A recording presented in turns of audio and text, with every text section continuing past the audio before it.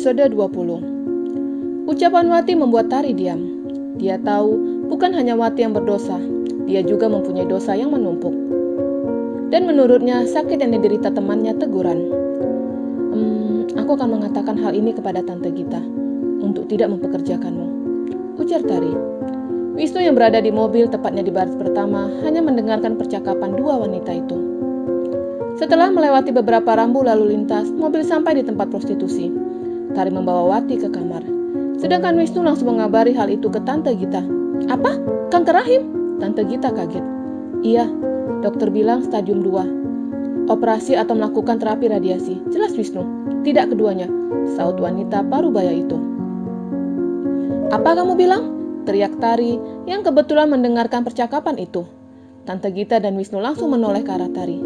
Dia sakit, dan sakitnya ini karena kamu, seru Tari sembari menuding Tante Gita. Kamu sekarang semakin kurang ajar ya.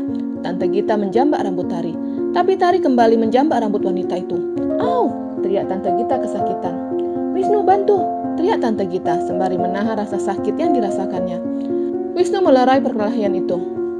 Tante harus membawanya berobat, jika tidak, ucapan Tari dipotong Tante Gita. Jika tidak apa? Kamu mau mengancam? Tidak akan melayani? Seru Tante Gita. Iya, aku tidak akan melayani tamu Tante, dan aku pastikan aku akan diam. Biarkan aku dipukul atau dibunuh. Aku tidak takut mati, sahutnya lantang. Hal itu membuat Tante Gita diam. Baiklah, kamu menang. Wati akan melakukan terapi radiasi, sahutnya mengalah. Oke kalau begitu. Satu lagi, jangan Tante suruh dia melayani lagi. Apa maksudmu? Jadi dia hanya enak-enakan di sini? Memangnya dia siapa? Terus uang berobat dia dari mana? Tanya Tante Gita sembari tersenyum menyeringai. Berapa tahun Wati di sini? Dan berapa banyak uang yang diberikannya ke Tante? Aku tidak akan tinggal diam. Jika Tante tidak menuruti ucapanku, aku yang akan mengatakan kepada pelanggan kalau Wati sakit. Dan Tante pikir pelanggan mau tidur dengan orang sakit? Ancam Tari dan berlalu. Dewi! Teriak Tante Gita kesal. Dia semakin kalah berkata-kata dengan wanita itu. Tari kembali menemani temannya. Wati lebih banyak melamu dengan sakit yang dideritanya. Aku sudah mengatakan kepada Tante Gita kalau kamu tidak akan bekerja lagi dan kamu akan melakukan terapi radiasi, ujar Tari. Wati tersenyum sembari memeluk temannya. Jika aku mati, jangan lupa berkunjung ke makamku, ujarnya sembari menangis. Hei, jangan berbicara mati di sini. Kamu tidak akan mati, kamu pasti sembuh. Tari menyemangati sahabatnya. Beberapa bulan berikutnya, Wati telah menjalani terapi radiasi. Ada kalanya ketika diterapi kondisinya membaik, tapi ada kalanya tubuhnya drop dan harus dirawat 1 malam atau lebih di sana. Dan jika dirawat, Tari tidak bisa menemaninya, karena dia harus melayani para lelaki hidung belang. 2 minggu sekali Wati melakukan terapi, tapi penyakitnya belum juga hilang. Hal itu membuatnya putus asa. Aku ingin mati, Tari, ujarnya menangis. Jangan mati, kalau kamu mati aku sama siapa? Sahut Tari yang ikut menangis melihat wajah temannya yang pucat. Di tempat perjudian atau yang disebut kasino. Tempat itu telah dipadati para pencinta judi. Banyaknya permainan membuat mereka betah untuk diam di sana, sembari melihat kartu atau dadu yang diputar oleh seseorang yang bekerja di kasino itu. Yuni dan temannya mengantarkan minuman yang dipesan para penggila judi itu. Dia dapat melihat pemilik tempat itu datang. Akhirnya dia datang. Setelah berbulan-bulan tidak datang, baiklah, ini kesempatanku untuk jujur, gumam Yuni sembari meletakkan nampan di meja bar. Dia berjalan menuju ruangan Nathan. 2 orang pria berdiri di samping depan pintu. Mau apa kamu kesini? Tanya kedua pria itu. Aku mau bertemu dengan Pak Nathan atau Pak Andre, sahutnya. Pak Nathan dan Pak Andre sedang meeting, nanti saja, ujar pria itu. Yuni kembali ke tempat pusat perjudian. Dia kembali membawakan minuman ke para pengunjung kasino itu. Jika aku di sini, aku tidak akan tahu sudah selesai apa belum mereka meeting. Bisa saja Pak Nathan pergi. Setidaknya aku harus bertemu dengan orang kepercayaannya, gumamnya, dan ketika itu dia melihat Andre sedang menuju ke sebuah meja, yaitu tempat para penjudi menukar uang dalam bentuk chip. Yuni berdiri di belakang pria itu. Andre berbalik dan menatap wanita itu. Di mana tempat kamu bekerja? Tanyanya sembari menatap Yuni tajam.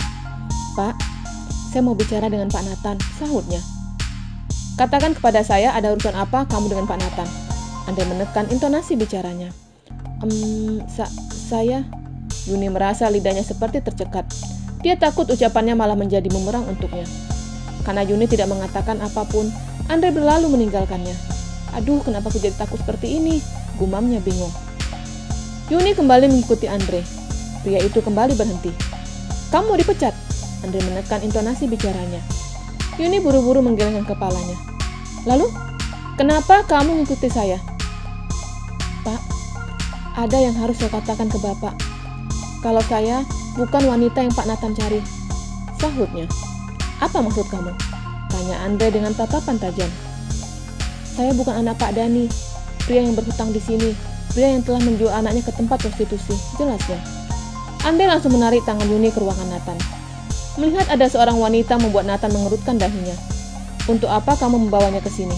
Tanya Nathan hanya melirik Yuni, kemudian kembali melihat laporan keuangan kasinonya.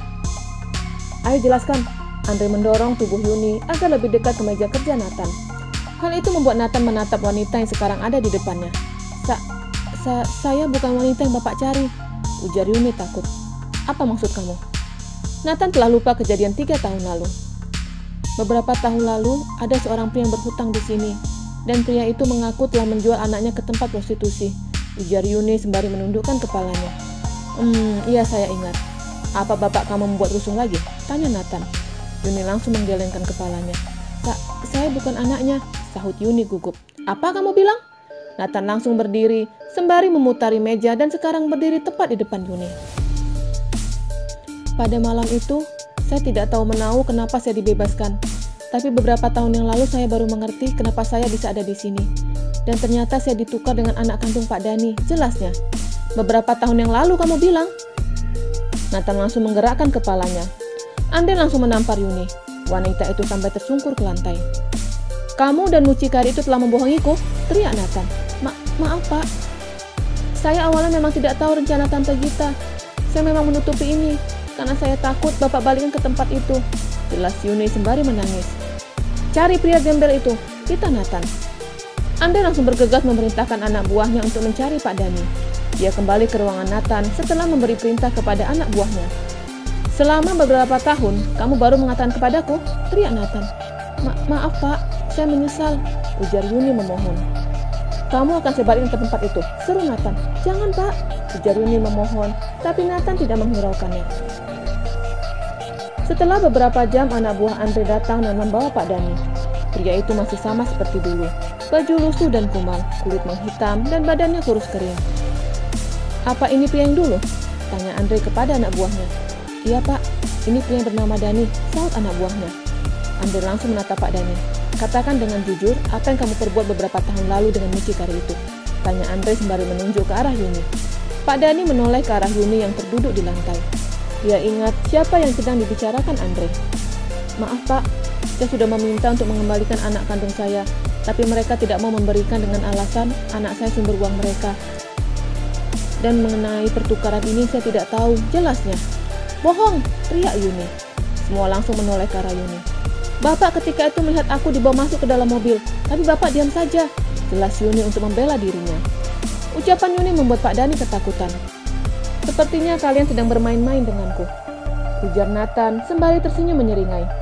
Siapkan semua anak buah kita dan bawa mereka, titah Nathan sembari mengambil pistol di dalam laci kerjanya. Andre bergegas menyiapkan anak buahnya. Nathan meletakkan pistol ke belakang jas.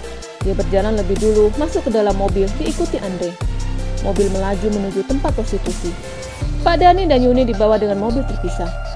Anak buah Andre yang berada di dalam mobil terpisah yang berjumlah 10 mobil mengikuti dari belakang. Mobil sampai di depan gerbang yang menjulang tinggi. Para pengawal bingung karena ada banyak mobil hitam berada di depan tempat mereka. Mau apa kalian di sini? Tanya pengawal Tante Gita yang berjaga di depan gerbang. Kami ingin menikmati wanita di dalam, sahut anak buah Andre. Pintu gerbang dibuka. 11 mobil masuk ke dalam tempat itu, termasuk mobil yang dikendarai Andre. Semua anak buah Andre memakai jas berwarna hitam turun dari mobil sembari membawa Yuni dan Pak Dani. Andre membukakan pintu untuk Nathan. Dia berjalan lebih dulu dari anak buahnya dan diikuti Andre dari belakang dan semua anak buahnya. Tempat mesum itu telah dipenuhi para lelaki menggelang. Melihat ada orang-orang berjas membuat pengawal langsung melaporkan ke Tante Gita. Tante, ada segerombolan orang datang ke sini. Katanya ingin menikmati wanita di sini. Lapor pengawalnya. Mendengar itu membuat Tante Gita senang. Dia dan Wisnu langsung keluar menemui para pria berbaju hitam. Melihat ada sosok Yuni dan Pak Dhani membuatnya ingin berlari.